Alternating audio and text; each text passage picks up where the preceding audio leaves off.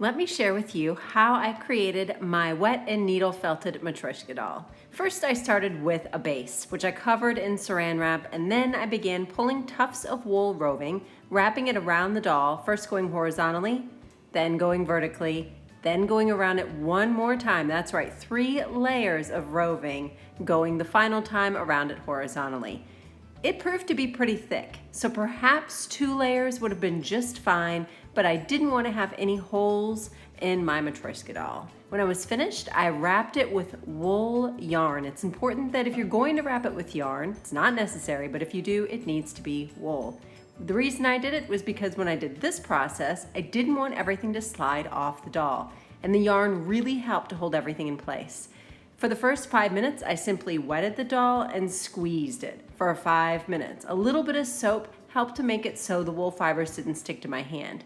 Once I'd done that for 5 minutes, then I could begin to felt the actual product. So for like the next 10 minutes, probably more like 15 or 20 if I'm gonna be honest with you, I was agitating, rubbing, using any surface I could to try to felt the doll. This takes a long time. It's not easy to do, especially with a larger object like that.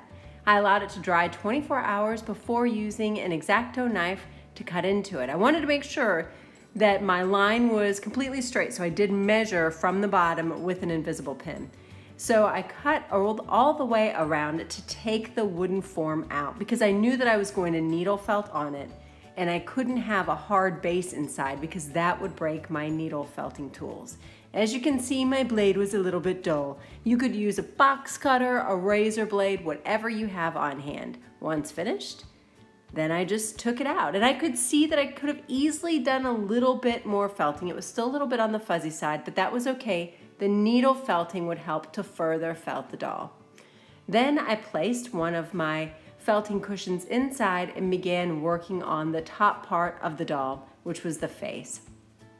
I was using a light color for the face, but I didn't feel like it was light enough. So in a moment, I'll show you how I created an even lighter color for that. I did a little bit of what's called webbing. I used a very, very thin piece of white roving, placed it over top, and that helped to create the lighter tint look that I was going for. This now is a very long process. Needle felting, especially when you're doing it with one needle like I am, is very time consuming. It's very satisfying if you're into doing crafts that take probably forever. So here I am working on the face, starting to kind of come together with how I want the face to look, adding some cheeks. I didn't go with any sort of sketch or plan in mind. I was just kind of thinking about what shape would work best for my Matryoshka doll. And then I started, this part is so painful for me to watch, me stabbing her in the eye. I started giving her hair, a little hanky, more of a face. I really didn't want it to be too detailed on the face. I wanted to save all of that fun for the patterns. So the patterns included lots of polka dots, lots of stripes. I went with a floral theme on the back of her top and for the bottom of her dress, which was a lot of fun to do. But again, time consuming. So here I am stabbing and stabbing. One thing I would suggest when you're doing this is to make sure to puncture the bottom rim of the doll because this will help to bring in the doll and further also felt it. It made it so that it was a lot stiffer and could actually stand on its own. It doesn't collapse. It's actually a very firm form that doesn't need any support from the inside.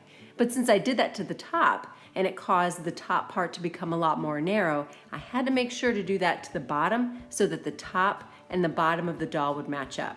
Now, my plan is to do another doll that will fit inside, but having spent hours, y'all, I mean hours making this bad boy, I don't know for sure that that's in the future.